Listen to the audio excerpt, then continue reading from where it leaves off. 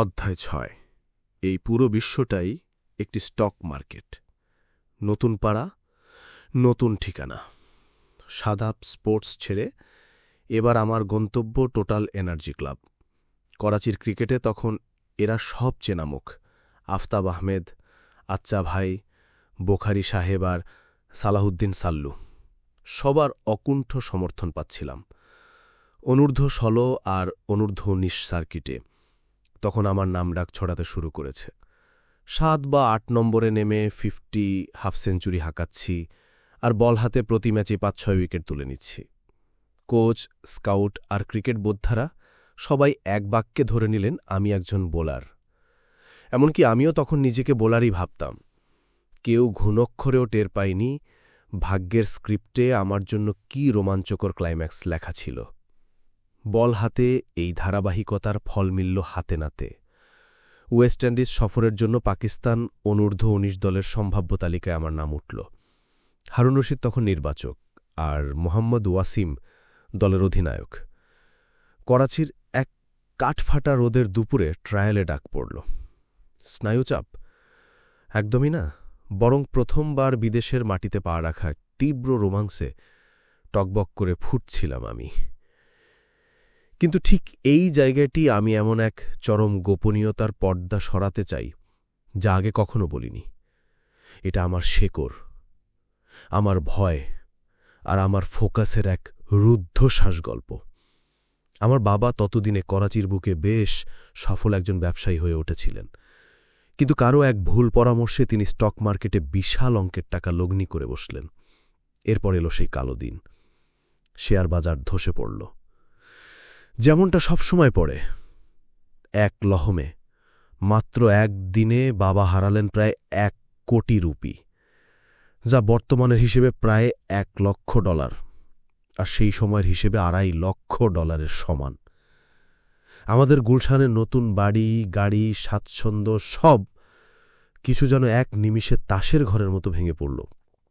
বাবার ওই আর্থিক বিপর্যয়ের চেয়েও যে দৃশ্যটা আমাকে কুরে কুরে খেত তা হল মাঝরাতে জায়নামাজে বসে বাবা আর মায়ের ডুকরে কাঁদা।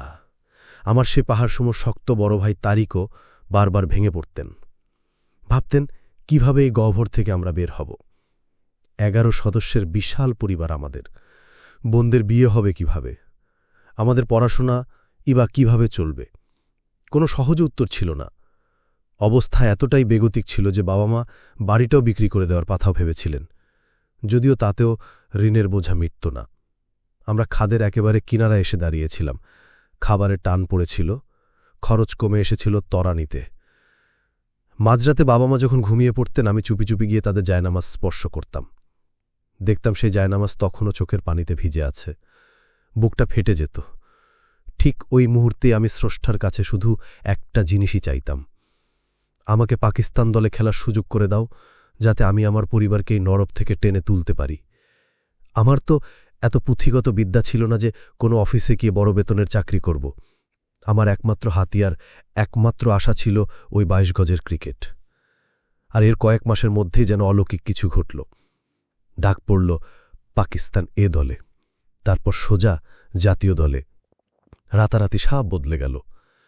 এরপর থেকে আমি প্রার্থনার শক্তিতে প্রবলভাবে বিশ্বাস করতে শুরু করি, আর আর কখনোই তা থামাইনি। সত্যি বলতে সেই দিনগুলো আমি জীবনও ভুলব না। এক সাধারণ মধ্যবিত্ত পরিবার থেকে এসে করাচির বুকে একটু একটু করে যে স্বপ্ন আমরা গড়ে উঠেছিলাম তা চোখের সামনে ধূলিসাৎ হতে দেখাটা ছিল এক চরম মানসিক ট্রমা। চারপাশে সবকিছু ভেঙে পড়ছিল, শুধু আমার খেলাটা ছাড়া। ব্যর্থ হওয়ার কোনো অপশনই আমার ডিকশনারিতে ছিল না। যখন সিদ্ধান্ত নিলাম যে এই ২২ গজ দিয়েই আমি আমার পরিবারকে বাঁচাব, তখন ক্রিকেটের চূড়ায় পৌঁছানো ছাড়া আর কোনো পথ খোলা ছিল না। আমার প্ল্যানটা ছিল ভীষণ সাদা সিম্পলে। সে যুগে ক্রিকেটে তত কারিকারি টাকা ছিল না। ১৯৯৬ সালে জাতীয় দলে ঢুকার পর ম্যাচ ফি পেতাম মাত্র ৯-১০ হাজার রুপি, তখনকার $২০০। তাই শুধু ম্যাচ ফি দিয়ে পরিবারের ভাগ্য রাতারাতি বদলে দেব এমন দিবাস্বপ্ন আমি দেখিনি। টাকার ছড়াছড়ি তো অনেক পরে শুরু হল, যখন খেলাটার ব্যাপক বাণিজ্যিকরণ হল।